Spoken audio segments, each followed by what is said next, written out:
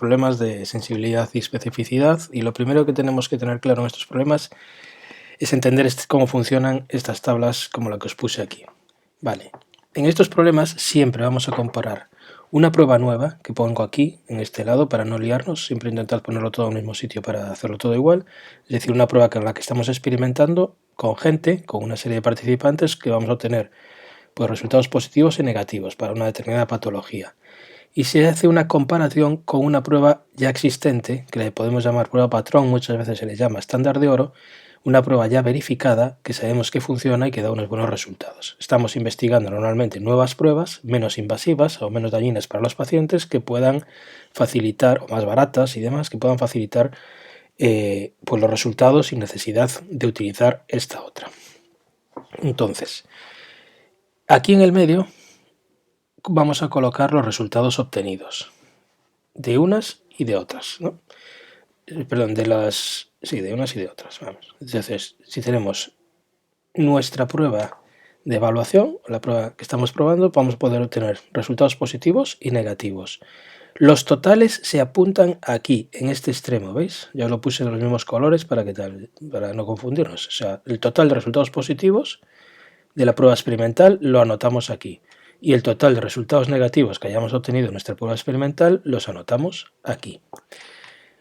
En vertical tenemos la prueba patrón y lo mismo. El total de resultados positivos obtenidos en la prueba patrón los vamos a anotar aquí abajo y el total de resultados negativos de la prueba patrón los vamos a anotar aquí abajo. Aquí en naranja os coloqué el sumatorio total, es decir, si participan 1000 individuos en la prueba, aquí tendríamos que anotar 1000. Es el total de individuos que se van a dividir entre positivos y negativos en la prueba de evaluación y positivos y negativos en la prueba patrón. La tabla funciona como un sudoku. No sé si hicisteis alguna vez un sudoku, pero un sudoku consiste en que la suma en horizontal tiene que coincidir aquí. Y todas las sumas en horizontal de acá y de acá. Y en vertical lo mismo. La suma de estas dos me tiene que dar el número de aquí, la suma de estos dos me tiene que dar el número de aquí y la suma de estos dos me tiene que dar este número.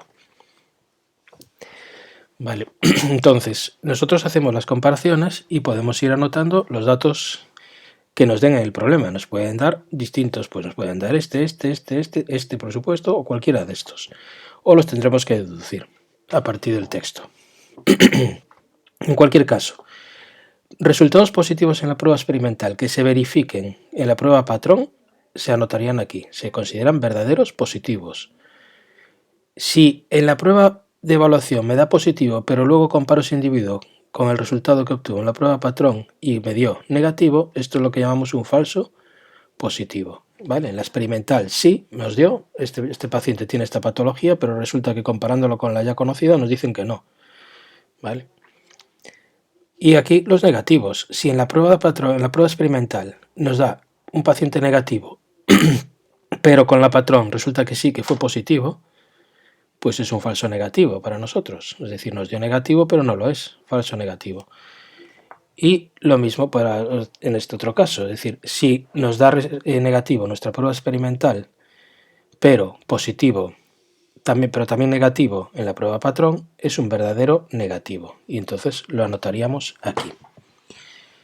Y así completaríamos la tabla. Como os digo en el título, estamos haciendo ejercicios de cálculo de sensibilidad y especificidad de esta nueva prueba que estamos estudiando. Y para eso utilizamos estas fórmulas que os di ya en clase y que tenéis aquí. Para calcular la sensibilidad tendremos que dividir los verdaderos positivos, es decir, el número que esté en esta casilla, entre la suma de los verdaderos positivos, estos, y los falsos negativos. ¿Vale? Que como os dije antes, el número realmente va a ser este que queda aquí abajo, el total de positivos en la prueba verificada. ¿Vale? Esto nos va a dar un resultado que al multiplicarlo por 100 nos dará el 100%. Ese número es la sensibilidad. Cuanto más próxima a 100, más sensible es la prueba. ¿Vale? Más capacidad tiene de identificar los verdaderos positivos.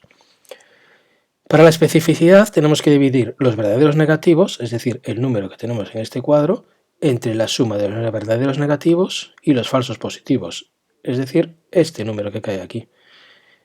Esto nos va a dar un resultado que multiplicado por 100, pues también nos da el 100%. Vamos a verlo con un ejemplo como este. Nos dicen que consideramos los datos de un estudio en el que se incluyó a 2.641 pacientes que sospecha de cáncer prostático. ¿vale? La patología que estamos estudiando es el cáncer prostático y el número total de pacientes es 2.641. Acudieron a una consulta de urología durante un periodo de tiempo. Durante su exploración se recogió el resultado del tacto rectal realizado a cada uno de estos pacientes. El tacto rectal es nuestra prueba, digamos, experimental, ¿vale? Es la que vamos a probar y se califica en normal o anormal, ¿vale? Si es anormal es positivo y si es normal es el resultado negativo, ¿vale? Y se contrastó con el posterior diagnóstico obtenido en la biopsia prostática, ¿vale? Biopsia prostática es nuestro estándar de oro o nuestra prueba patrón, que nos da resultado de si es un cáncer positivo o si es una patología benigna negativo. ¿Vale? Los datos del estudio se muestran en la tabla. En este tipo de ejercicio, en este caso, os doy la tabla resuelta.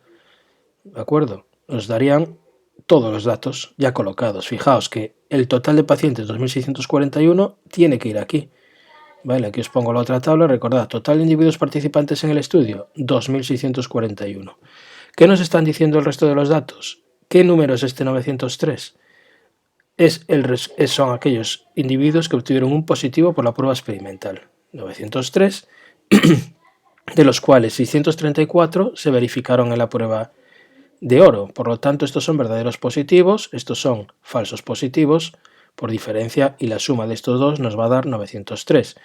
Por aquí tenemos los verdaderos negativos, resultados que dieron negativo en la prueba experimental y también negativo en la prueba de oro, 1251, que sumados con los 487 nos va a dar este número de aquí.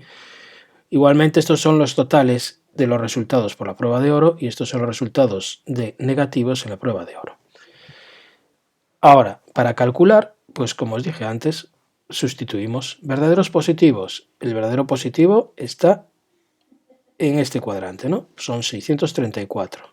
634 partido por los verdaderos positivos más los falsos negativos. 634 más 487.